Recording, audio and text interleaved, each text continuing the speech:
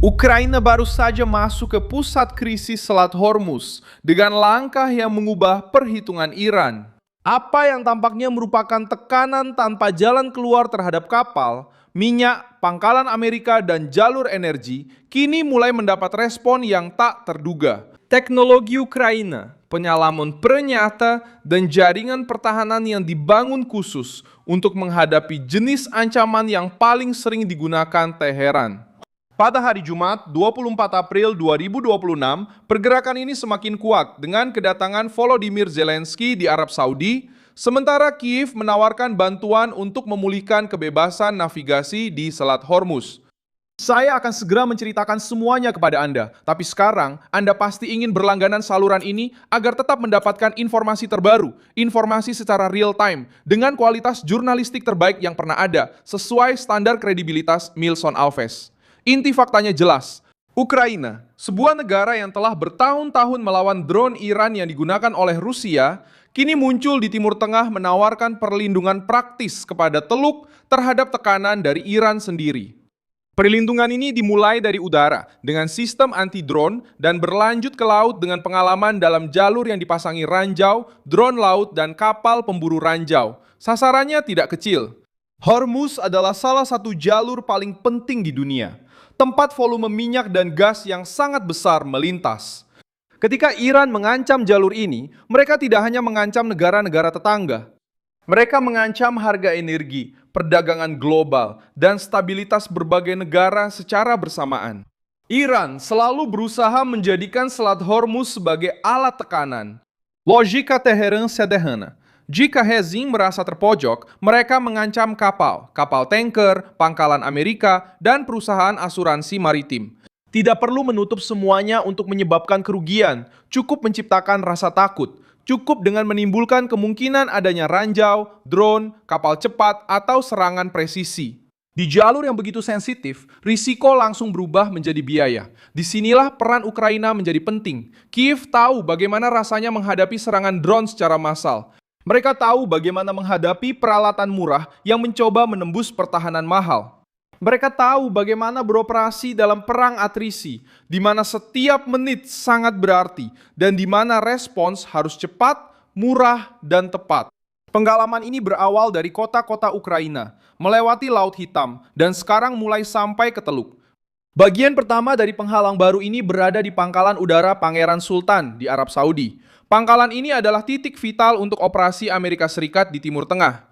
Menurut Reuters, tentara Ukraina telah dikirim untuk melatih pasukan Amerika dalam penggunaan Sky Map, sebuah platform komando dan kontrol yang dibuat untuk mendeteksi drone.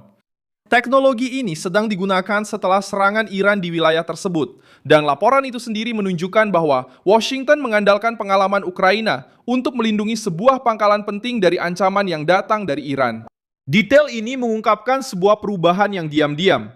Selama beberapa dekade, dunia memandang Amerika Serikat sebagai pemasok utama perlindungan untuk Teluk. Sekarang, di tengah krisis, tentara Amerika mulai menerima pelatihan dari pasukan yang telah belajar secara langsung bagaimana menjatuhkan drone murah, gigih, dan berbahaya. Ini bukan pertukaran simbolis. Ini adalah respons langsung terhadap jenis perang yang baru. Iran bertaruh pada kawanan drone, serangan berbiaya rendah, dan saturasi. Ukraina merespons dengan sensor, integrasi data, kecerdasan buatan, drone pencegat, dan komando cepat.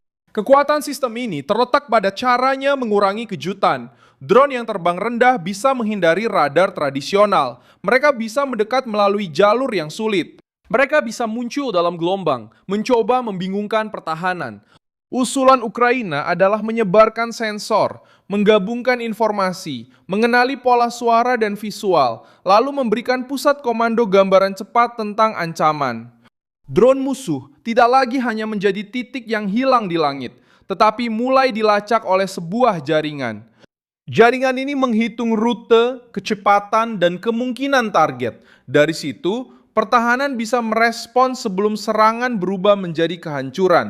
Bagi Iran, ini adalah masalah besar. Kekuatan Teheran selalu terletak pada memanfaatkan celah-celah. Drone murah, ranjau, kapal cepat, dan proksi bekerja lebih efektif ketika pihak lawan lambat bereaksi.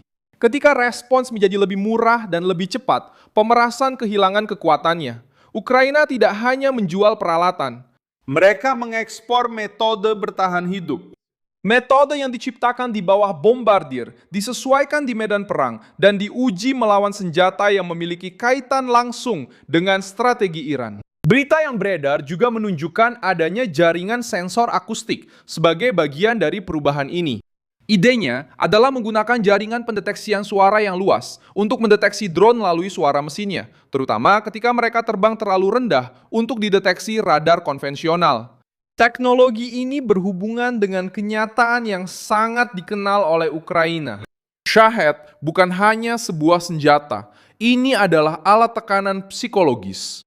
Ia datang dengan harga murah, menimbulkan kebisingan, memaksa alarm berbunyi, melemahkan pertahanan, dan berusaha membuka jalan untuk kerusakan yang lebih besar. Ketika sebuah jaringan mampu mendengar, mengidentifikasi, dan melacak ancaman seperti ini, jaringan tersebut mengambil salah satu keunggulan terbesar dari penyerang, efek kejutan. Langkah Eropa memperkuat pemahaman ini. Italia menginformasikan bahwa mereka siap mengirim hingga 4 kapal, termasuk 2 kapal pemburu ranjau untuk misi internasional di Selat Hormuz. Kepala Angkatan Laut Italia menyatakan bahwa operasi ini akan dilakukan dalam koalisi dengan negara-negara lain, termasuk Inggris, Prancis, Belgia, dan Belanda. Misi ini dibahas setelah adanya tekanan terhadap pelayaran di wilayah tersebut, menunjukkan bahwa pembersihan ranjau dan keamanan maritim telah menjadi prioritas internasional. Dalam situasi ini, armada kapal pemburu ranjau Ukraina menjadi semakin penting. Ukraina telah menerima dan mulai mengoperasikan kapal-kapal seperti Cherkasy, Chernihiv, Mariupol, dan Melitopol dengan dukungan dari sekutu Eropa.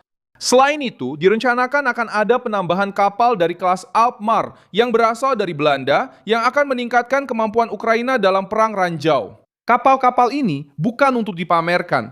Kapal-kapal ini digunakan untuk menemukan ancaman di bawah air, mendukung jalur aman, dan mengurangi kekuatan blokade laut. Inilah bagian yang membuat Moskow dan Teheran terganggu pada saat yang sama. Rusia mencoba menggunakan perang untuk melemahkan Ukraina. Iran membantu Moskow dengan teknologi drone, namun konsekuensi yang tidak terduga justru berbeda. Ukraina belajar melawan ancaman tersebut, dan sekarang mulai menjual pengalaman itu ke Timur Tengah. Apa yang seharusnya menghancurkan Kiev, justru membantu Kiev menciptakan industri pertahanan yang lebih agresif, adaptif, dan lebih dihargai. Kesepakatan dengan Arab Saudi, Qatar, dan Uni Emirat Arab menunjukkan adanya arsitektur keamanan regional yang baru. Ini bukan sekadar jual beli peralatan. Ini adalah pelatihan, produksi bersama, transfer pengetahuan, integrasi sistem, dan pembangunan pertahanan yang dirancang untuk menghadapi ancaman nyata. Breaking Defense melaporkan bahwa Ukraina telah menandatangani perjanjian pertahanan dengan Qatar dan Arab Saudi, serta dengan Uni Emirat Arab. Selanjutnya, ini merupakan langkah yang terkait dengan minat negara-negara Teluk terhadap teknologi yang telah diuji melawan drone Iran.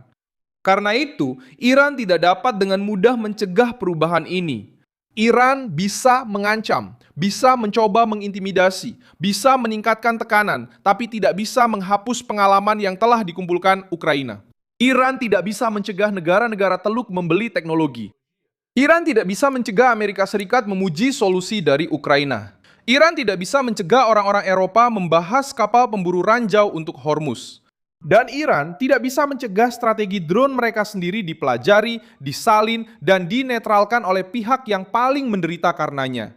Jangan lupa like video ini, subscribe ke channel, dan di akhir nanti cek komentar supaya kamu bisa lebih terlibat dengan komunitas Milson Alves.